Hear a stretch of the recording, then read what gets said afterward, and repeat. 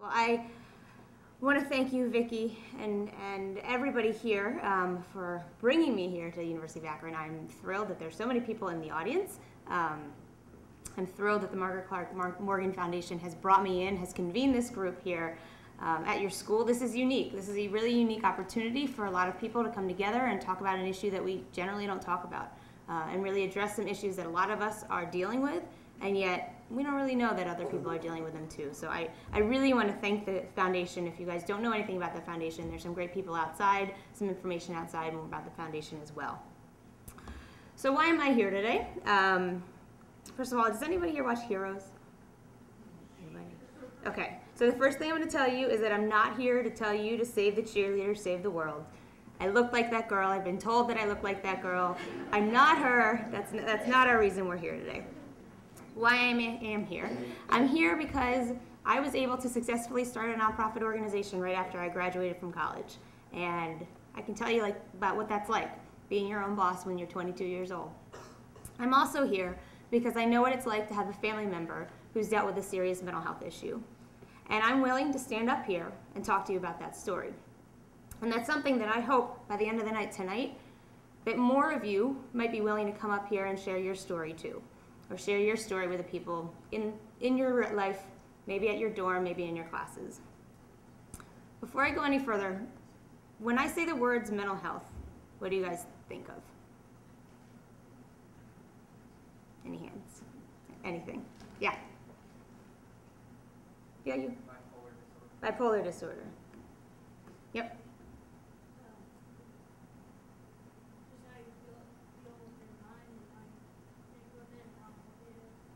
How do you feel? How you feel in your mind? How you think with it? How it is? Great. What else? Psychotic. Psychotic. Anybody else have any thoughts? It's a big room. That's 3. Stigma. Stigma. Dangerous. Dangerous. Hurt. One more. Mental disorder. Mental disorder. That's 2. Where did the other one come from? Somebody else? Okay. So these are all a variety of different things that we typically in our society think of around mental health. Some of them are positive. Some of them help us think about what mental health means, how your mind works, maybe something like bipolar disorder. Really help define mental health. But some of them have some stigma of their own. Some things that are scary, some things that may not actually have to do with mental health, and yet we seem to think it because that's what society has kind of made us think. So then I turn the next question over. Why do you think that some people don't seek mental health help if they need it? Yeah. Because they feel like they can control it and they can make themselves feel better instead of have help and make someone. Great. So because they feel like they can control it and make themselves feel better instead of needing somebody else to help them. Great. Yeah. Financially. Financial reasons? Yep. Not wanting to be labeled. Not wanting to be labeled. Wonderful. Yeah. Embarrassing. Okay. Pride. I'm sorry? Pride. Pride. Not wanting to be embarrassed. Yep. Great. So we're going to return to this at the end because these are all real reasons that students across the country have told me that it's scary to seek help. And the problem is we're not going to get anywhere in mental health. We're not going to get to a place where we're in a good mindset unless we seek help. And so we need to break down these barriers, this issue of pride, this issue of I can do this, I don't need somebody else to help me, this issue of I'm embarrassed, I can't afford it, I don't know where to go. Do you guys know where to go if you would need help here on campus? Yeah? Anybody not know?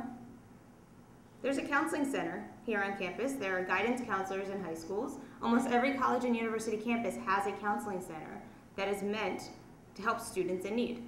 And you don't have to have a serious mental health issue. You don't have to be crazy, as we see in the news. You can be dealing with some pretty hard stuff. You could have a roommate that's stressing you out, a relationship that's stressing you out, financial burdens that are totally overwhelming you. Whatever it may be, there are people here in a counseling center to help you. So who am I? I'm a 20-something who has been lucky enough to be my own boss since I was 22 when I graduated from college. I love chocolate chip cookies. And I'm here because I have a story that shaped who I am and really made me who I am today, and that's what I want to share with you. So I'm going to start with that story. My story revolves around my brother Brian. Brian is 4 years and 4 days older than me.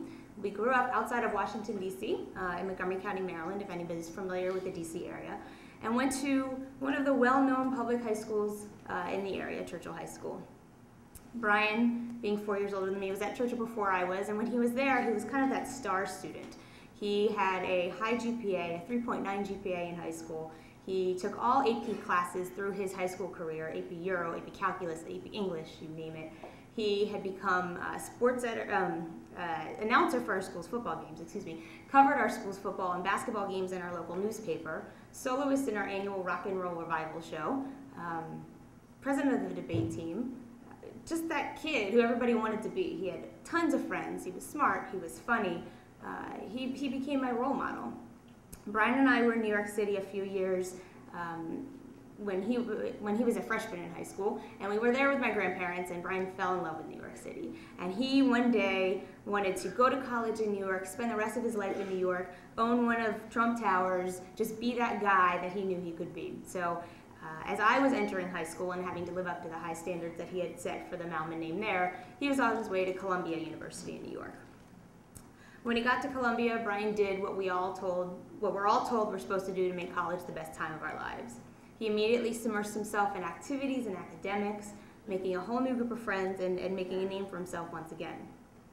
First week in the freshman year, he tried out for an a cappella group, and he made it, called Uptown Vocal. A week later, he started writing for the Columbia Daily Spectator, their daily newspaper, as a sports columnist. Brian loved sports. He wasn't good at it at all. So he did everything that he could around sports to kind of stay involved. As he had covered the school football games, he had covered for the newspaper, and then he became the sports columnist at Columbia. He started taking a range of classes, wasn't quite sure what he wanted to do academically, but was always successful in everything that he tried. Was thinking of maybe poli-sci, maybe journalism, maybe going to law. Still couldn't figure it out. By his senior year, had really focused his way into probably going into journalism. Brian wanted to be the next Tony Kornheiser. He had that really funny kind of writing, and Tony Kornheiser was really his idol.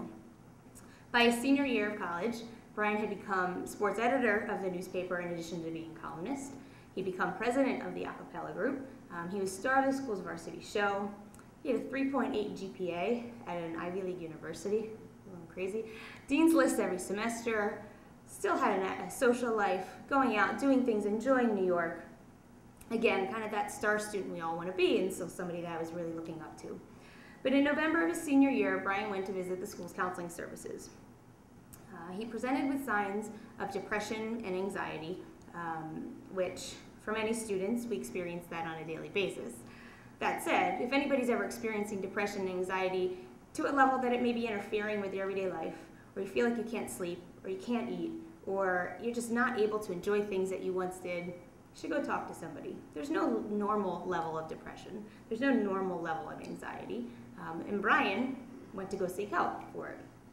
So he went to the counseling services, happened to be a Friday that he had his appointment, and the therapist that he saw recommended that he come home for a weekend to relax, to de-stress, as she put it. So he did. He hopped on a train. He came back down from New York down to D.C. And came home that weekend. I didn't really know what was going on. I was kind of excited because I was the only kid at home left, you know, and here it was. My big brother was coming home for the weekend. My mother had somebody else to focus on. Well, you know, it didn't really mean much to me other than Brian was taking a break. But he didn't end up going back to school on that Monday. He actually ended up staying at home and seeing a local clinician, a local psychiatrist who was a friend of the family. And he ended up seeing that psychiatrist on Monday, Tuesday, Wednesday, and Friday of that week. Because what we learned that week was that what Brian was dealing with was far more serious than any of us realized.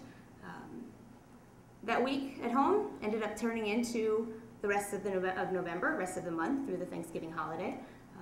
That ended up turning into the rest of that semester. And eventually, Brian ended up taking a voluntary leave of absence from Columbia. Because what we learned that week and in the weeks following was that what Brian was dealing with was something called schizoaffective disorder.